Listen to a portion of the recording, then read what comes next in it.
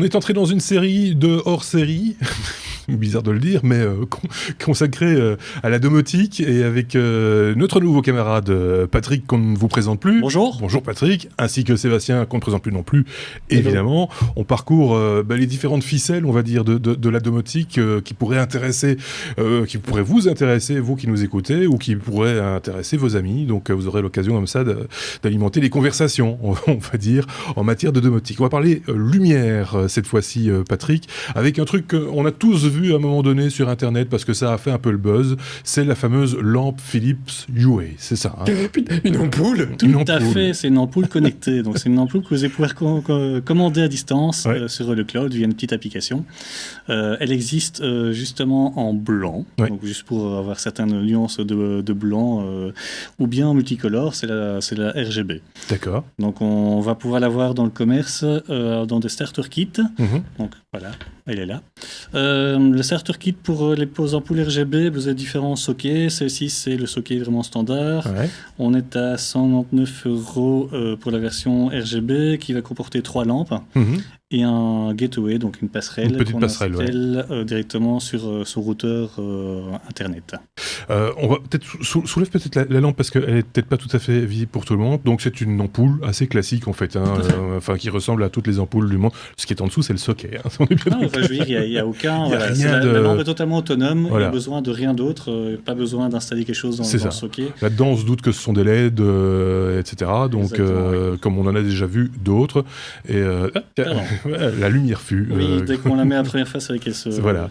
La petite application, en l'occurrence, elle est sur le smartphone. On va jeter, on peut jeter un petit coup d'œil rapide. Voilà. C'est tout simple, c'est un nuancier. Voilà, donc ici, vous allez pouvoir contrôler justement l'intensité de la lumière. Voilà. Zoom. Vous voulez certainement voir que ça change au niveau de la lampe. Et si on veut seulement contrôler la couleur qu'on veut, donc on va pouvoir simplement prendre un curseur et le déplacer. Donc ici on est dans le vert, on peut aller dans le rouge. Ça ne fonctionne pas les masques, mais ça ne fonctionne pas, pour ce coup-ci, c'est chouette, mais j'espère que je ne contrôle pas chez moi. Parce que... Voilà, c'était pas la bonne lampe, parce que vous pouvez contrôler les 3 lampes sur la même interface, et donc je ne contrôlais pas la bonne lampe. Si ma femme téléphone en disant « qu'est-ce que c'est que ce truc ?» c'est normal. Et donc voilà, vous pouvez juste simplement déplacer le point, et la lampe va justement pouvoir commencer à aller dans les différents tons que vous allez pouvoir demander.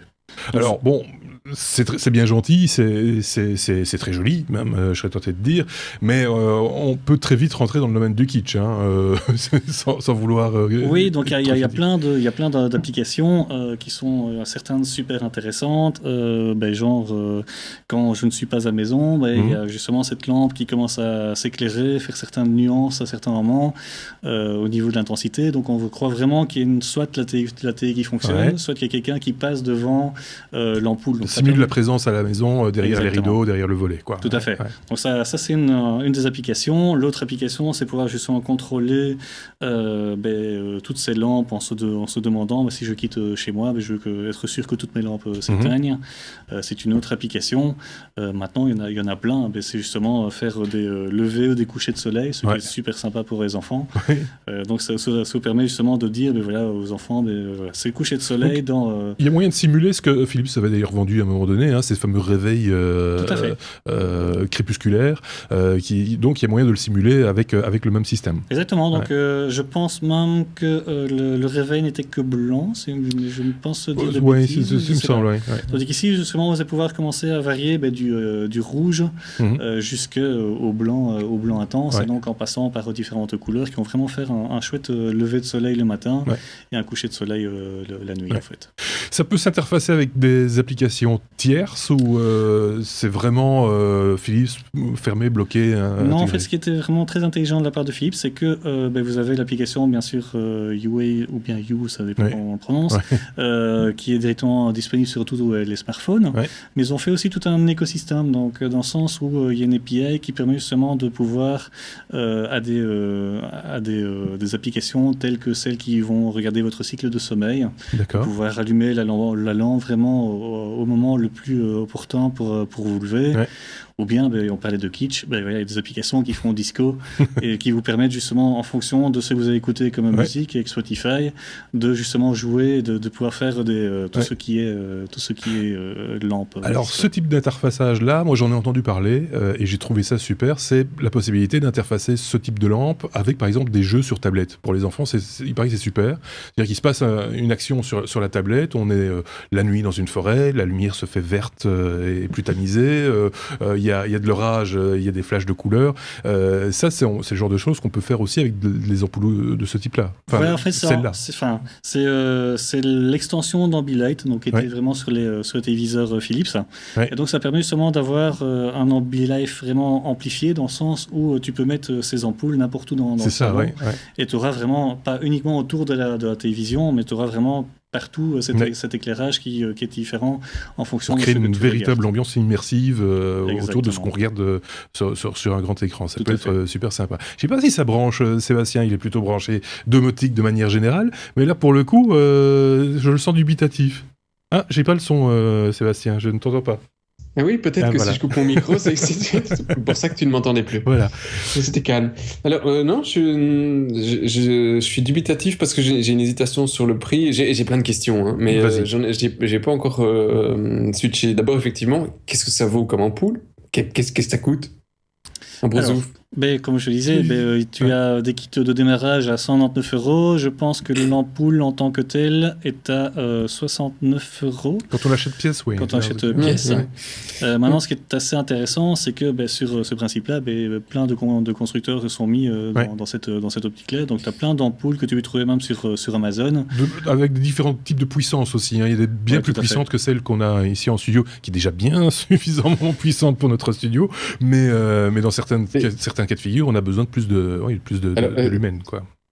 Question bidouilleur que tu es également. Par pur hasard, est-ce que tu sais s'il y a des plugins qui existent pour Kodi pour pouvoir faire de l'Ambilight, alors que je n'ai pas de télé Philips, au grand drame ?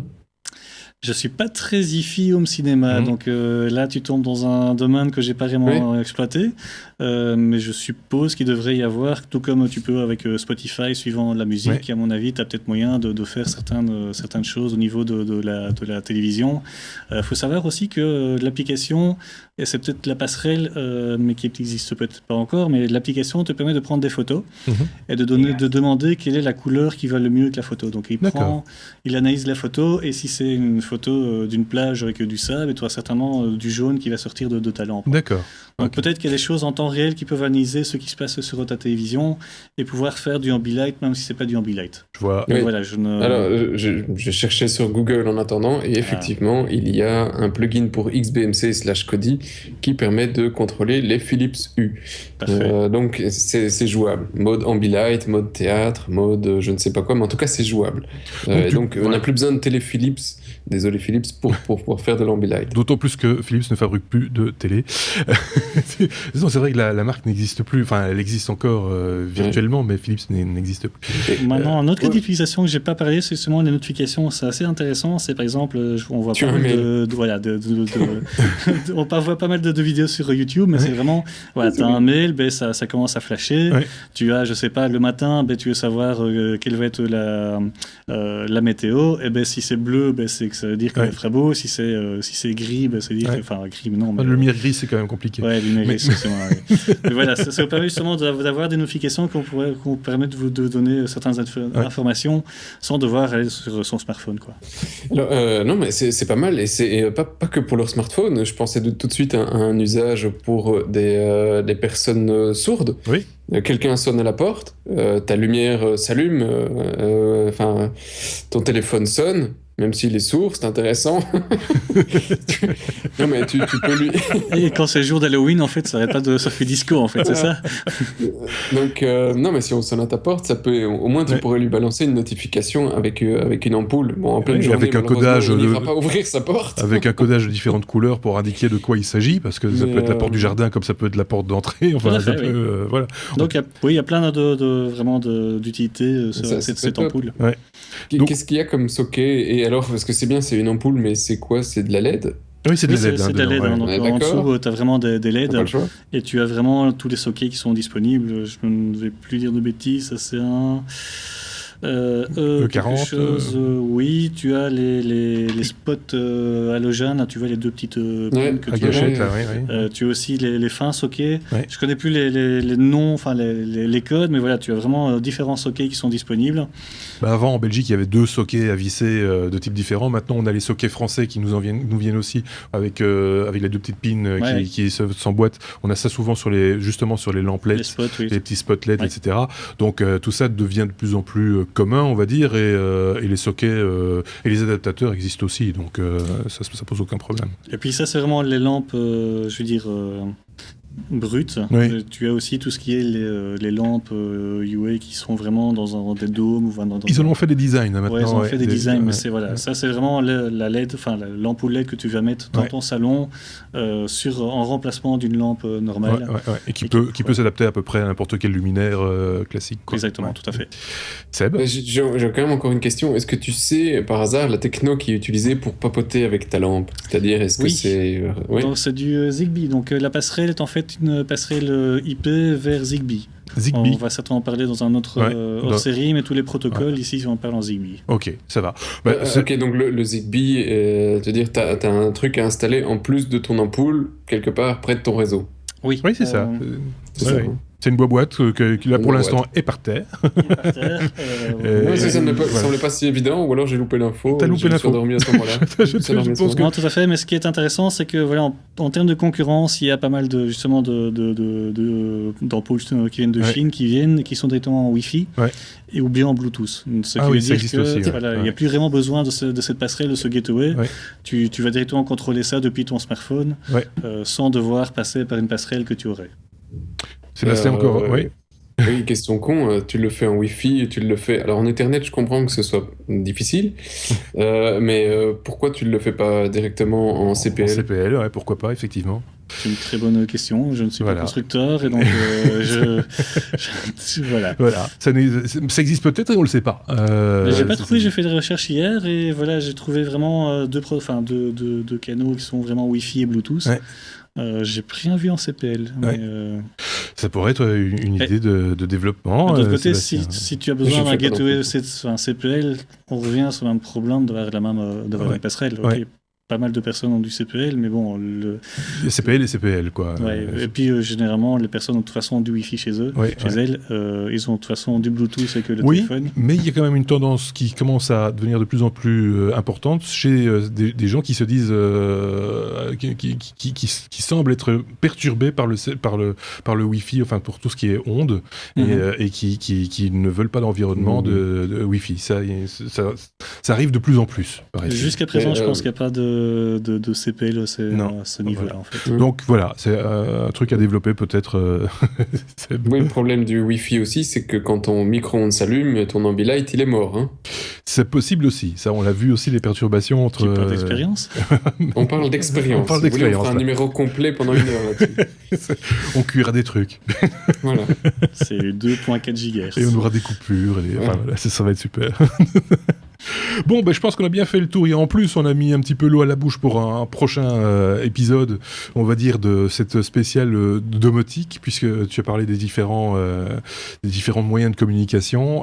Ce sera l'occasion d'en reparler lors d'une prochaine édition de ce hors-série. Merci beaucoup, Patrick. Merci également à Sébastien. Et à très bientôt. À bientôt. Au revoir.